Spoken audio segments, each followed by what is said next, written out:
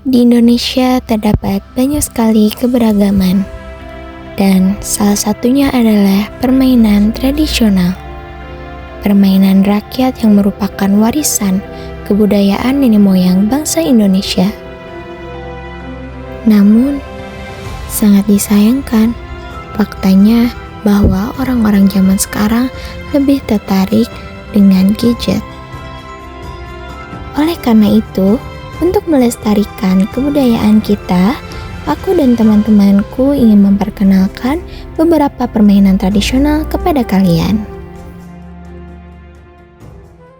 Congklak. Baik teman-teman, yang pertama adalah congklak. Permainan tradisional ini menggunakan papan berlubang dan biji-bijian. Biasanya dimainkan oleh 2 orang. Nah, permainan ini memiliki filosofi untuk mengajarkan perhitungan, strategi, dan ketelitian, melambangkan keseimbangan dalam mengambil dan memberikan sesuatu. Kalian masih ingat tidak tentang permainan congklak ini? Atau bahkan ada yang tidak tahu? Nah, bagi kalian yang tidak tahu, permainan congklak ini sangat mudah loh. Pertama-tama, seperti pada video, kalian harus mengisi setiap lubangnya dulu dengan 7 biji-bijian. Selanjutnya, aku dan temanku melakukan kertas gunting batu untuk mengetahui siapa yang akan memulai permainannya.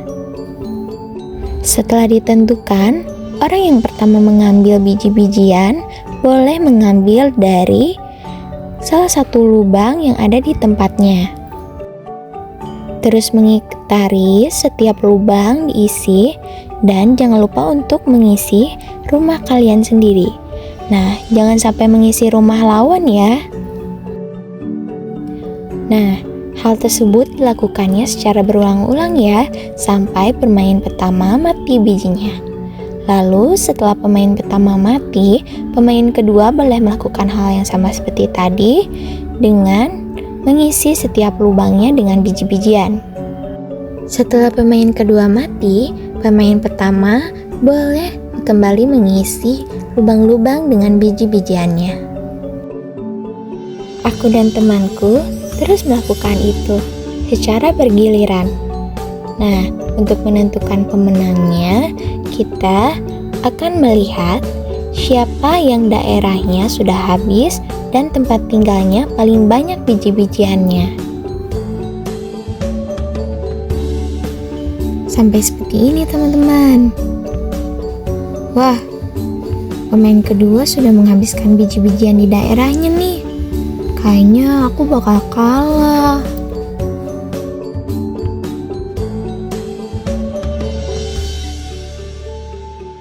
Pertarungan semakin sengit, 1 lawan 1, dan pemain kedua adalah pemenangnya.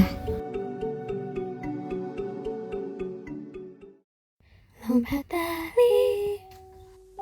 Yang kedua adalah lompat tali atau lompat karet. Permainan ini merupakan permainan lompat tali karet yang dirangkai panjang, biasanya dimainkan secara berkelompok. Di dalam permainan ini terdapat beberapa level. Level 1, karet pada lutut. Level 2, karet pada pinggang. Level 3, karet pada perut. Level 4, karet pada dada. Level 5, karet pada dagu. Level 6, karet pada telinga. Oh iya, untuk level 1 sampai 3 kalian tidak boleh terkena karet ya. Untuk level selanjutnya kalian boleh terkena karet. Adapun seperti tadi, saat kalian tidak dapat menggapai karet, kalian boleh menggunakan salah satu kelingking kalian untuk menggapainya.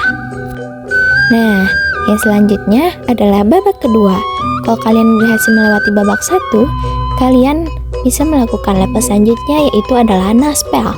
Ini naspel 1. Ini naspel level 2. Teman-teman, saat melakukan naspel itu dilakukan sebanyak 10 kali ya, baik itu di level 1, 2, ataupun 3.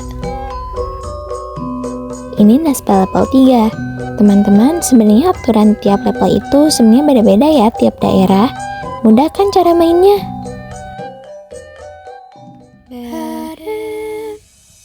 Permainan Baren. Permainan ini merupakan permainan daerah berupa permainan fisik. Filosofi permainan ini adalah mencerminkan semangat kebersamaan dalam suatu kelompok. Aturannya itu bervariasi. Nah, untuk yang pertama, aku membagi teman-temanku ke dalam kedua kelompok.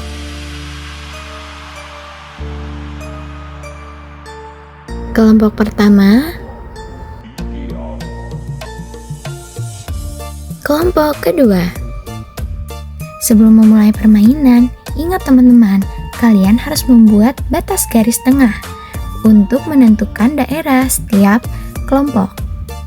Nah, lihat tuh, di kelompok 1, salah satu pemainnya harus memancing kelompok lawan. Dan kelompok 2 harus menangkap umpan tersebut. Jangan ragu-ragu seperti temanku ya. Permainan ini memiliki strategi tersendiri. Saat kalian memberi umpan, kalian harus menangkapnya. Jika ada teman kalian tertangkap seperti ini, orang yang tertangkap tersebut harus berdiri di samping gawang lawan. Wah, kelompok pertama berhasil menangkap lawannya tuh. Ada banyak banget nih yang tertangkap. Nah, tugas kelompok 2 itu sekarang harus mengambil teman-temannya yang ada di kelompok 1. Saat kelompok 2 berhasil mengambil temannya, dilanjutkan kembali permainan tersebut. Temanku ada yang tertangkap lagi tuh dari kelompok 2. Hahaha, tuh kan, dia lagi berusaha diselamatin lagi nih. Oh iya, untuk berdirinya di samping lawannya dengan posisi tubuh seperti tadi ya. Terus yang menang itu yang kayak gimana? Nah, yang menang itu adalah kelompok yang berhasil masuk ke gawang lawan. Dan tadadeng, kelompok 2 menang. Panggal. Selanjutnya, panggal atau yang sering kita sebut gasing. Permainan tradisional ini berupa mainan yang diputar menggunakan tali atau tangan agar berputar di atas permukaan datar. Memiliki filosofi melambangkan keseimbangan dan stabilitas hidup, ketelitian, kesabaran, dan teknik. Permainan ini mempunyai alat tersendiri. Kalau panggal itu terbuatnya dari kayu, berbeda dengan gasing. Panggal itu kayunya dililiti dengan tali agar bisa berputar seperti ini. Aturannya, pemain memutar gasing dan harus mempertahankan agar gasingnya tetap berputar lebih lama dari lawan. Yang bertahan pemenangnya. Layang-layang. Wah, layang-layang. Ini mah kita juga masih mainin tiap musim. Ya kan?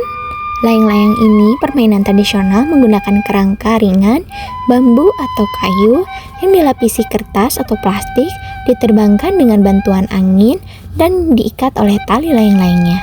Filosofinya itu melambangkan kebebasan dan harapan. Aduh, seperti yang kalian lihat yang tadi, teman aku gagal. Nah, sekarang berhasil karena anginnya besar. Oh iya, buat cara layang-layangnya kalian pasti tahu lah ya, mudah kok. Akhirnya berkat bantuan angin yang besar, layang-layang bisa terbang ke atas. Untuk menjaga kestabilan layang-layang, kalian harus tetap menjaga tali layang-layangnya. Tarik-tarik seperti ini, lalu dilepas, dan juga jaga golongan talinya ya. Golongan tali itu harus tetap dijaga, agar dia tidak tersangkut atau layang-layang pergi terlalu jauh karena talinya terlalu panjang. Dalam lomba biasanya ada 2 jenis pertandingan, adu keindahan terbang atau kekuatan untuk memutuskan benang lawan. Untuk pertahanan, pemain harus menjaga layang-layang tetap terbang di udara selama mungkin. Nah, teman-teman, ini merupakan salah satu contoh layangan yang untuk diadukan keindahannya. Dan yang ini saat diadukan. Gimana? Kalian udah tahu dan kenal kan? Aduh, kalau aku sih nostalgia banget ya. Soalnya dulu aku masih main permainan tradisional sebelum main HP terus. Hehehehe. Meskipun zaman modern kita sudah semakin berkembang, pesan aku cuma satu, harus tetap menjaga kelestarian budaya kita. Bangga dong jadi anak Indonesia. Semoga bermanfaat. Aku dan teman-temanku pamit undur diri. Terima kasih. Dadah.